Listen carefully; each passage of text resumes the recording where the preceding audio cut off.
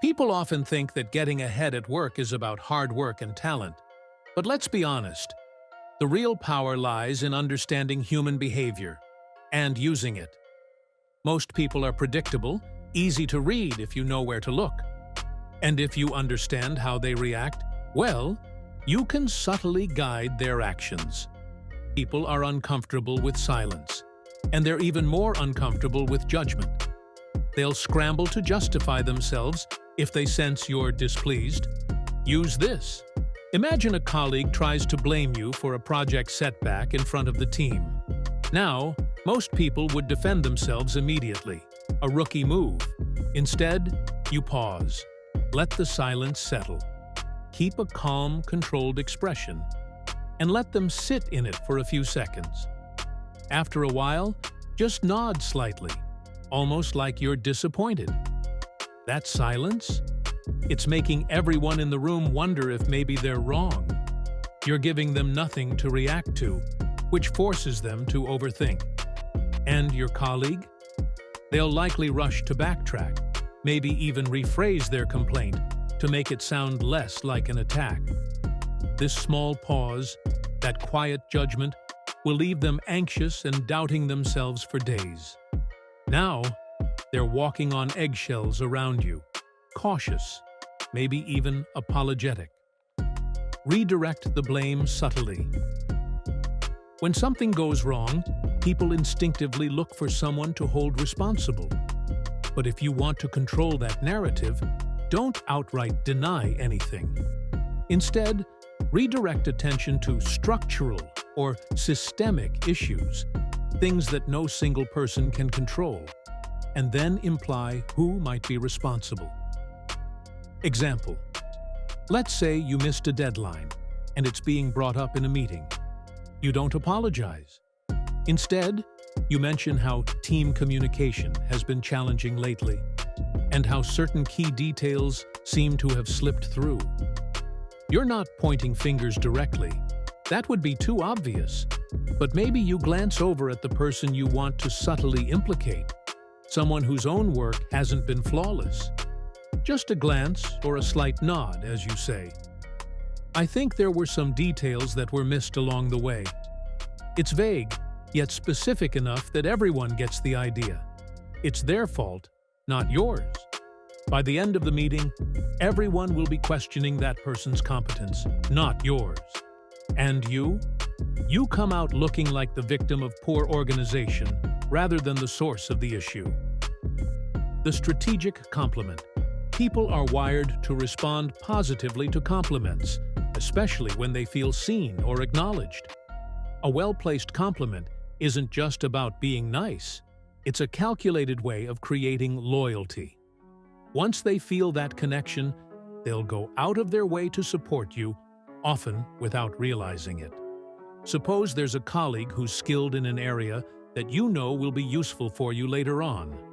Maybe they're incredibly organized, or they're the team's go-to person for understanding a specific process. At a casual moment, you tell them, "I've noticed how you manage all those details so seamlessly. Honestly, I don't know how you keep track of it all. That's a real skill." You've now planted a seed. Next time you need their support, they'll remember that compliment.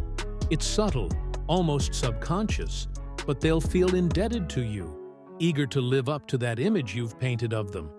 They'll back you up when you need it, and maybe even advocate for you behind the scenes. It's loyalty built on a single, seemingly innocent line. Feigning vulnerability. People are more likely to open up to those they perceive as less threatening or struggling a little. This works well when you need information or resources that someone might not readily offer. Show a little vulnerability, make them feel superior to you in some way, and they'll share everything they have, maybe even offer extra support to help you out. Imagine a colleague you need information from is often competitive or a little guarded.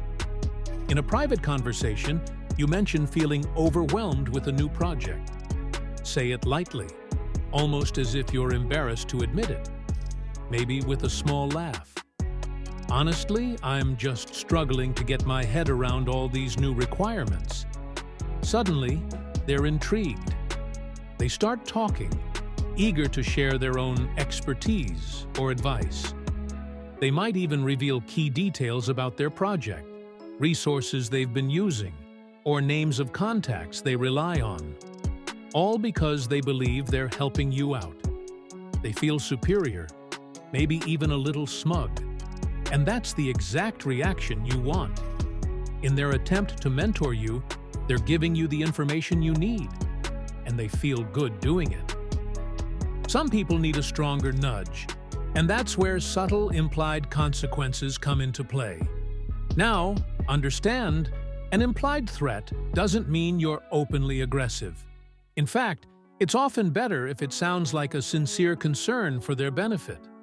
Let them feel the stakes without ever directly stating them.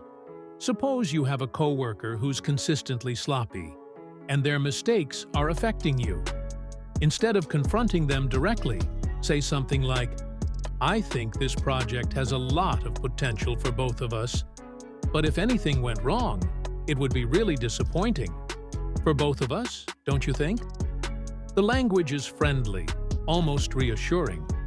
You're not making threats, you're just talking about how disappointing failure would be. But they understand. They know what's at risk, without you ever having to spell it out. From now on, they'll be cautious, knowing that disappointment could mean something much bigger. They're motivated to avoid that potential fallout, and you never had to lift a finger.